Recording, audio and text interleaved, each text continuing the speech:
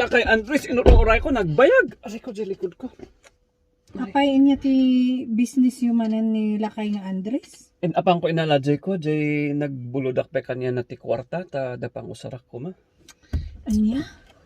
Nag-utang ka manan? Hmm. Apay nga utang ka nga utang? Madamdama nung mapanak dita store si kamanan ti pagtungtungtungan dagita marites dita. Ibaga na nga di asawa ko utang nila. Nagbaybaya ako na iso ti paglagsakan na, basta da ito nang tagpiman ti kwarta, awan ti hanmat nga iso dati agbayad da ito inutang ko. Pangusaram aya? Pagkwak kumati ko, dati bayadak nga inutang kumot lang.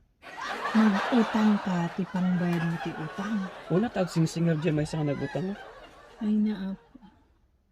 Malumlum ka ti utang. Ma 6 feet under the ground ka ti kakautang. Agad nga, tapang ko isublik dito yung kwarta nga lang inutang mo. Aguray man. Ah. Papanan. Pag ko isublik dito yung kwarta, Mano day ta aya? 100K. 100K. Kita ko. Lakay. Basta lakay.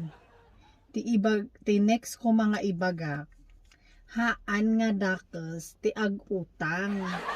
Basta ti importante i-update mo dagita nagututangam. Ibagam no kaano ka nga agbayad. Tapno handa nga makaunget. Hangka nga makulong.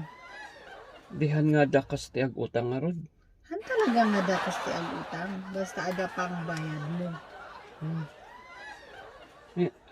Di, Aguray ka. Di ba malagip mo? Dagijay bilin, dagijay babakit kanyam.